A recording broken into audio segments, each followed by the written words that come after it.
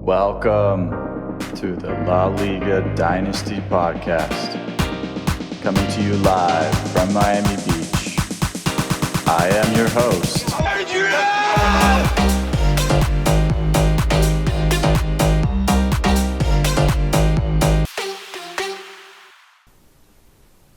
Good morning, La Liga. Welcome in. Here we have another week in the books.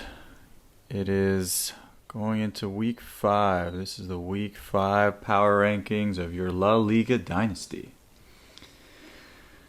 Let's see, what do we got here? What do we got in the docket? Let's start with some news. News, waivers, trades.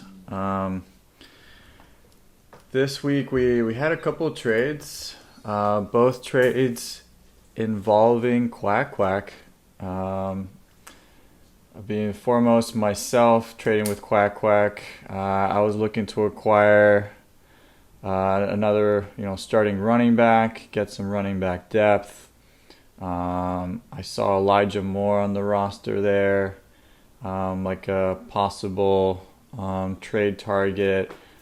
Seeing some, getting a little rookie prospect. I know he's going into his second year. Saw Zach Wilson coming back. I saw a potential bargain. I might have ended up paying a lot in the end, but time will tell.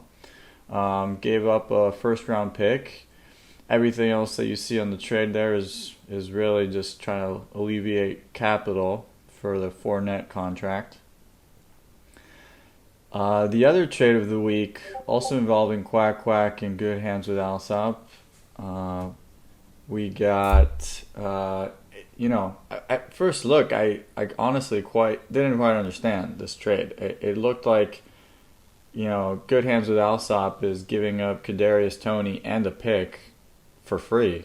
I did inquire with Alsop about the trade, and he just claims it to be a bit of a cap release, alleviating some cap space. Who knows for what yet? We've yet to see the mastermind at work. So those are the trades. This week in waivers, it's quite an exciting waiver wire. Maybe not so much in our dynasty, but across the league, Mike Boone, George Pickens, Kenny Pickett, a suite of Atlanta Falcons running backs. They all kind of made the headlines of the waiver wire this week.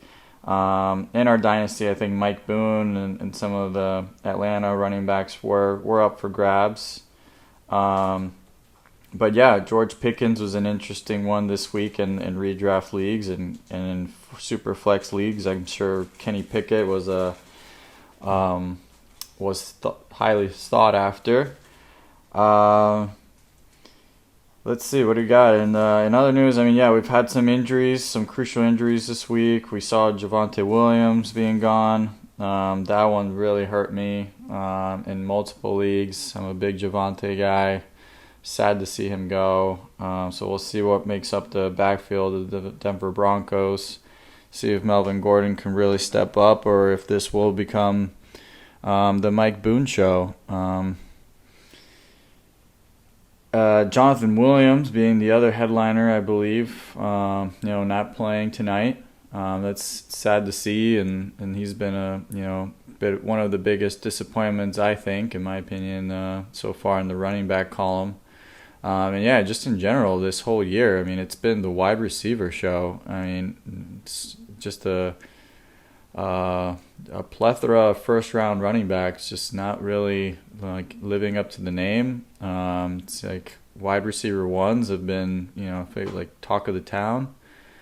And that's kind of all I got on the highlights. If we go over to the awards this week, good hands with Alsop, back-to-back high score titles. Very impressive. I was looking at some of the standings, and I feel like something to note were some of the kind of the win streaks. Good hands with Alsop started the year with 0-2, and now puts together two high-scoring games in a row. Giving them a 2-win streak, 2-2. Great stuff, my friend. Good stuff. At the bottom of the pile, on the other side of that coin of that matchup, we have Biz Richie. Biz Richie putting up 85 points. This would be the biggest deficit matchup of the week. Biz Richie 2-1, now 2-2. With the bad beats this week, my guy Gin and Juice. This was my upset of the week matchup against Handy Nasty. Handy Nasty going up 4-0 after squeaking a win by 0.4 points, ladies and gentlemen. Very impressive.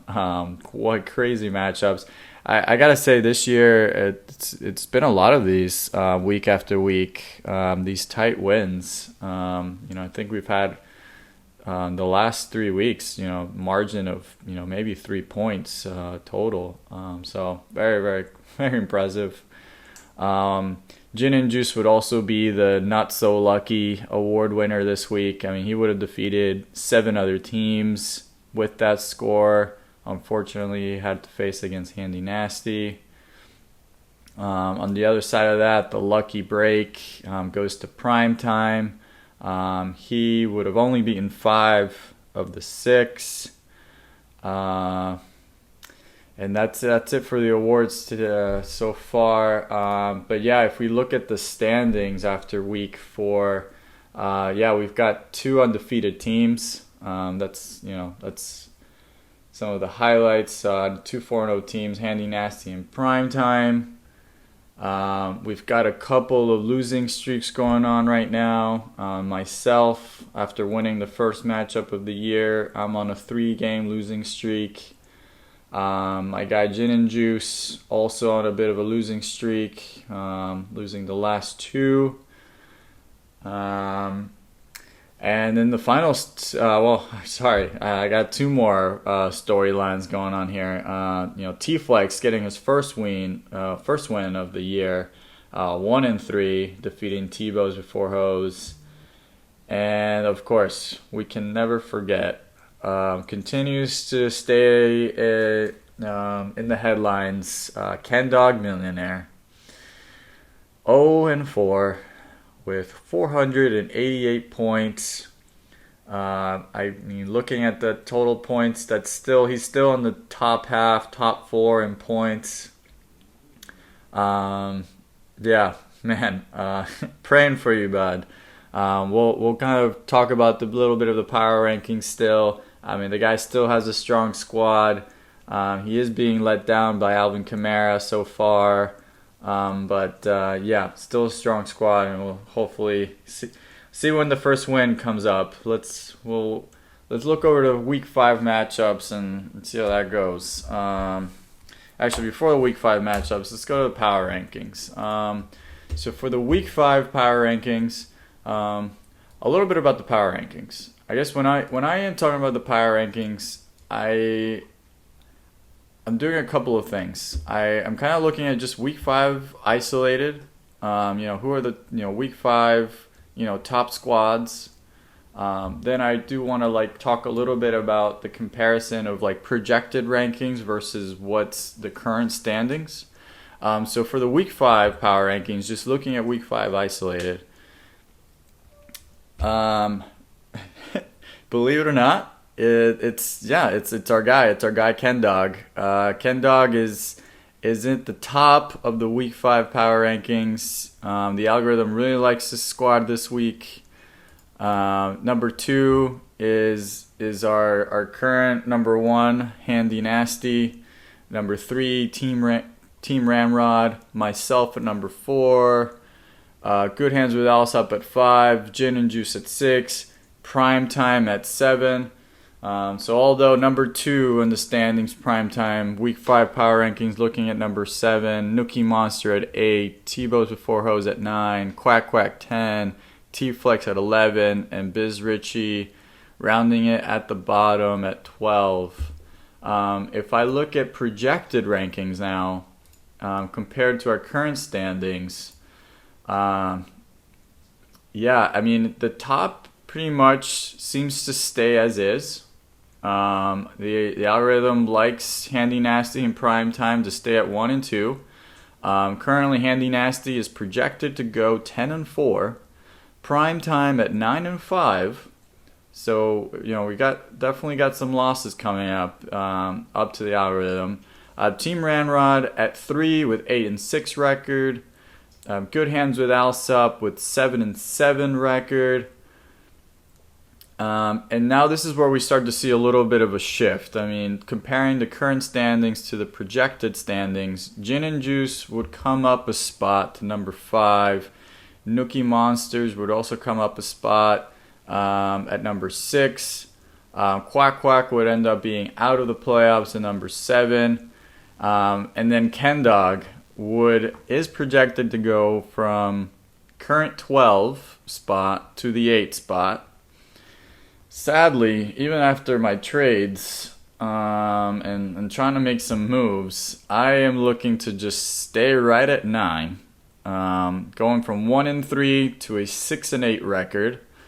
And there's a whole suite of 6 and 8s here. I mean, 7 through 11 is projected to go 6 and 8, and it just comes down to points. Tebow's Before Hose at 10, Biz Richie at 11, and T-Flex coming out at number 12. Biz Richie is the one with the biggest change, and being totally disrespected by the algo here. Going from the current standings of number 5 and dropping 6 spots to number 11. Yeah, I don't know what that says. I gotta take a look at the squad here. Like, what are we seeing? What's the analysis here? I mean, we got Lamar Jackson, Matt Ryan. I guess maybe it has to do with Jonathan Taylor performance. Ezekiel Elliott. Miles Sanders been a stud. Let's see. Yeah, I mean, total, I not quite sure what we're seeing, but I guess, maybe the wide receiver corps could use some help.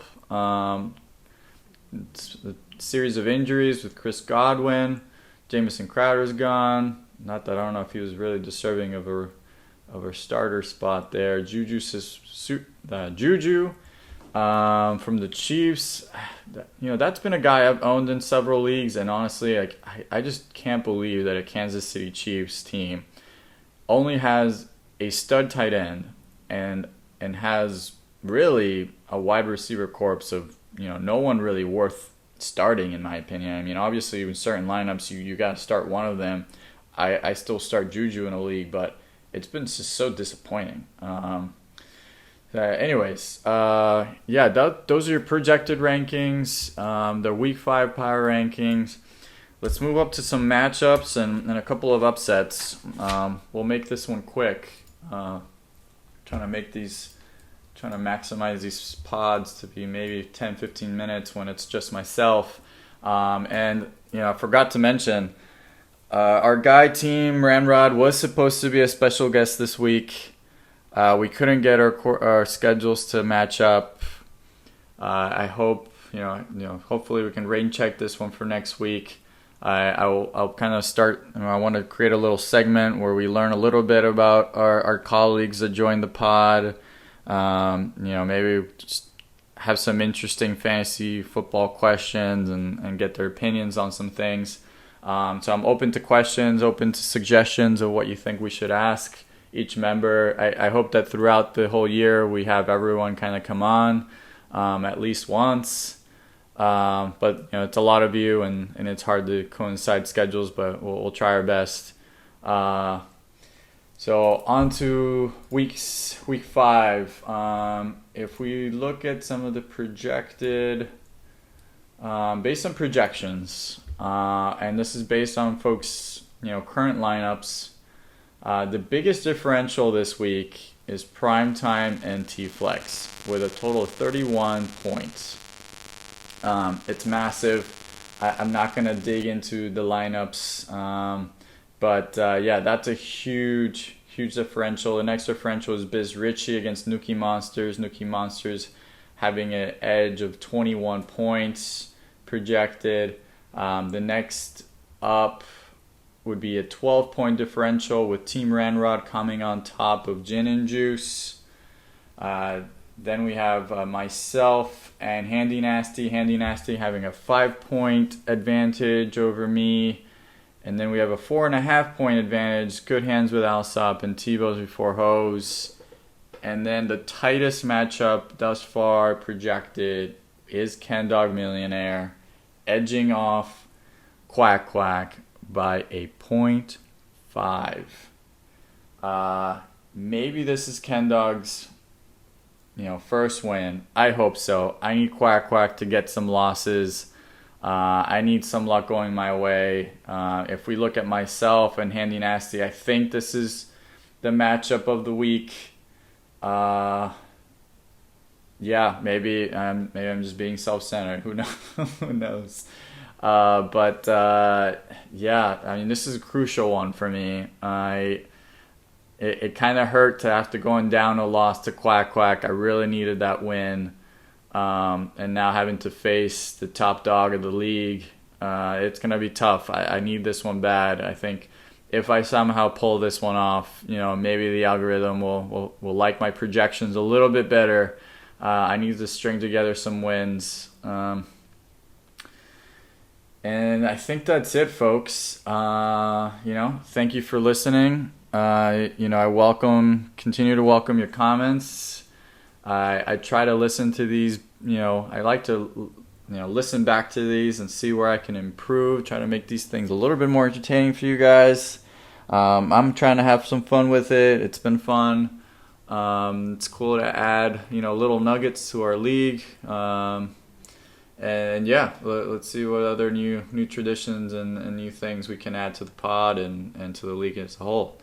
All right, over and out. Have a great week 5. See y'all.